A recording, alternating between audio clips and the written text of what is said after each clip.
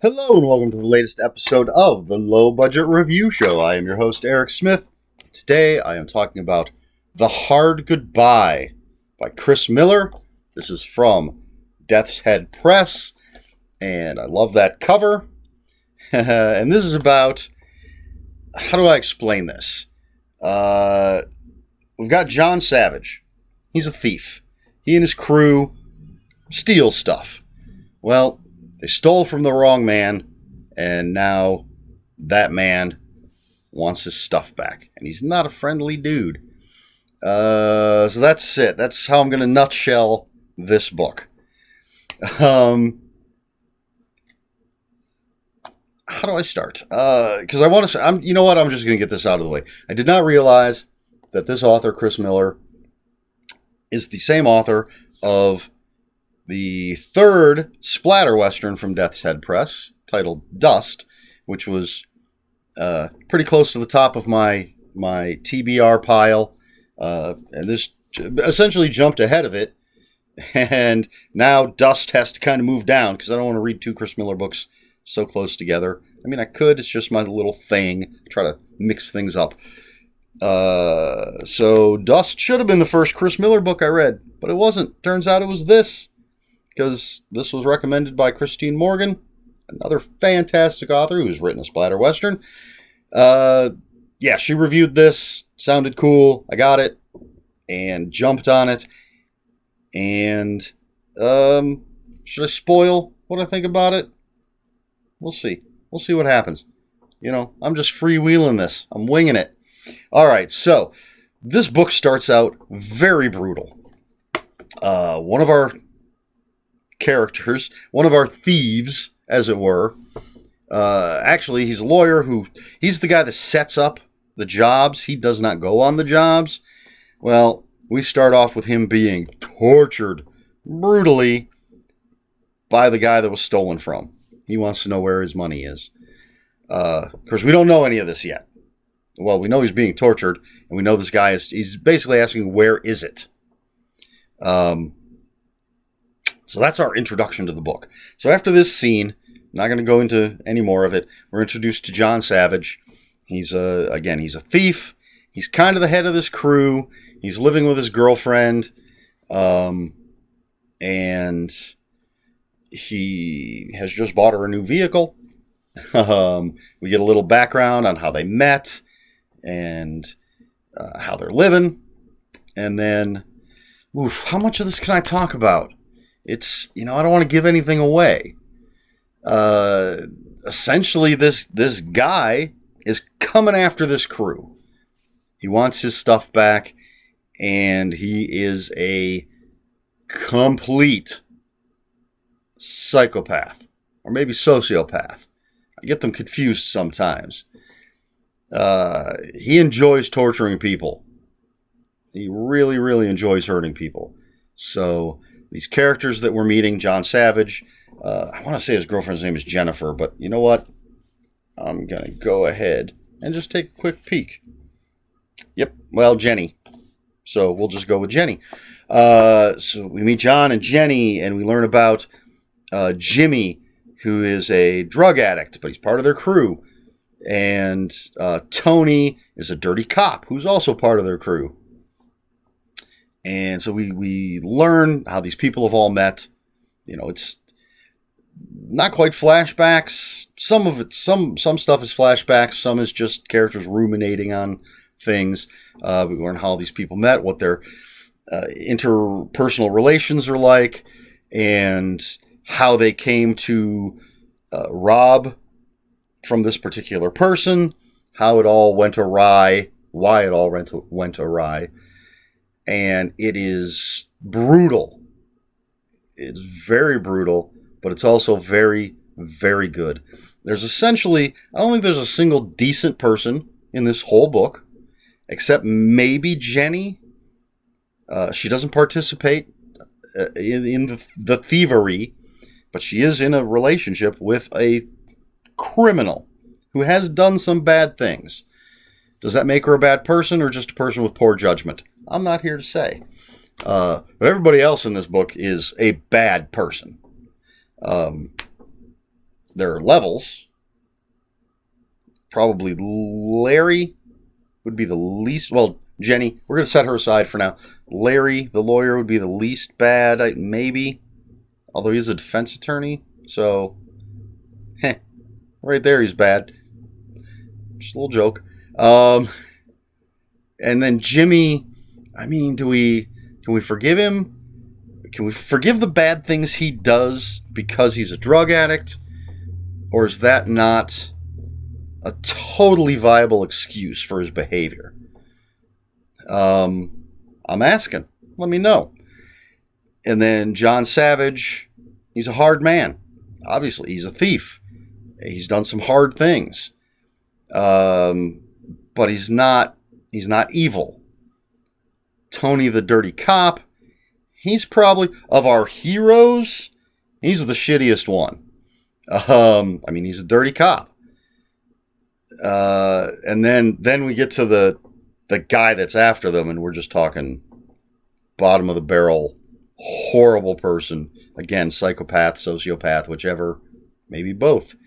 They're all so well written, and you're going to find yourself, I think, if you're like me, you're going to find yourself rooting for John and Jenny and Jimmy and not so much Tony. Screw that guy. But even though they're bad guys, someone worse is after them. And so we're rooting for the bad guys. I forgot, there's an introduction. Let me take a quick look here. A foreword by Mark Deloy, who is the author of The Southern House, 2019, where he talks about our love of bad guys. The foreword is called "The Worst is Also the Best."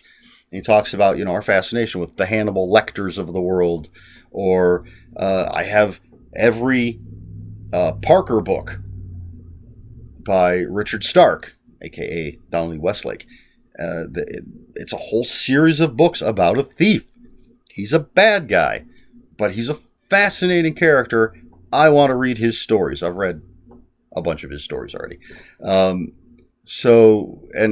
comic books. I love a ton of bad guys in comic books. I have a book called Supervillain Team Up. The villains are the main characters. We have a fascination with bad guys as long as they don't... There's a line. They can cross that line.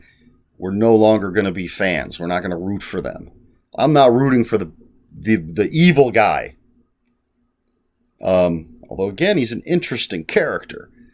They're all interesting characters. They're all well written. I was going to call it a revenge story, but I'm not sure that's... Well, there's a little bit of that, but just because someone stole from you and you want your money back, is that considered revenge? I don't know. But it's a brutal story.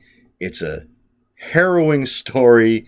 It takes a few twists and turns. Things happen. It is dark. It is absolutely dark. If you're faint of heart, maybe don't pick this up and read it, but I highly recommend it. There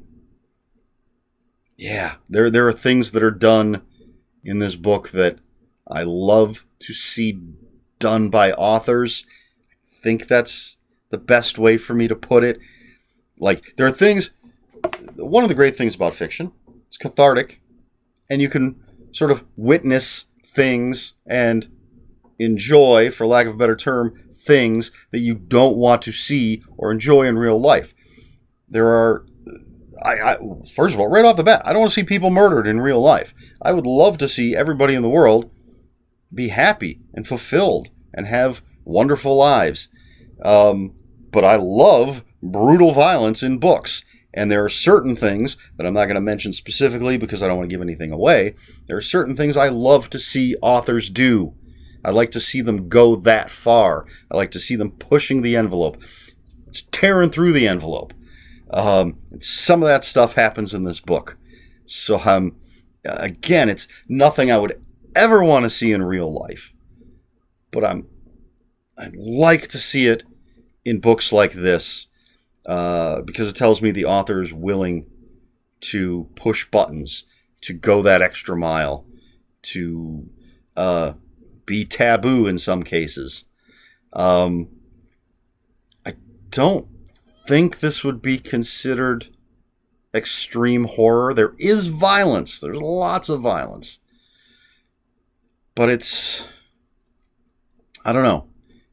I can't define extreme horror. I know you've got splatterpunk, you've got extreme horror, you've got these different subgenres. I don't know. Ask somebody smarter than I am if they think this would fall into the extreme horror category. I don't think it does, despite the violence. So I think you can tell the way I'm raving that I loved this book. I gave it 5 out of 5 on Goodreads. It makes me excited to read Dust, the splatter western by Chris Miller, and other things that he's written. But I've put that off because I'm trying to space these things out. But yeah, 5 out of 5. I loved it. Absolutely loved it. And again, I love this cover. Death's Head Press just knocks it out of the park. Pretty sure everything I've read by them has been fantastic. They're just one of those great small presses. Even before they started their splatter western series, which is all the rage, I had their books and I've enjoyed their books. So yeah, okay, there you go. That is The Hard Goodbye by Chris Miller. Highly recommended. Is this the book? Hold on. I'm going to take a quick gander at something. All right. Forget I mentioned it. So, yeah, highly recommended. 5 out of 5 if you can stomach it. And that's it. So if you have any comments, questions, or corrections, please put them in the comments below. Comments are open for spoilers. Just post spoiler warning. We try to be polite here at the Low Budget Review Show. Please like, share, and subscribe. If you'd care to follow me on other social media, my Twitter is @Ronin5757. My Instagram, where I post pictures of books, comics, board games, and fuzzy animals, is ErikSmith5757. That's Eric with a K, ERIKSMITH 5757. And that's it. So this has been the Low Budget Review Show. I have been Erik Smith, and until next time, read more books.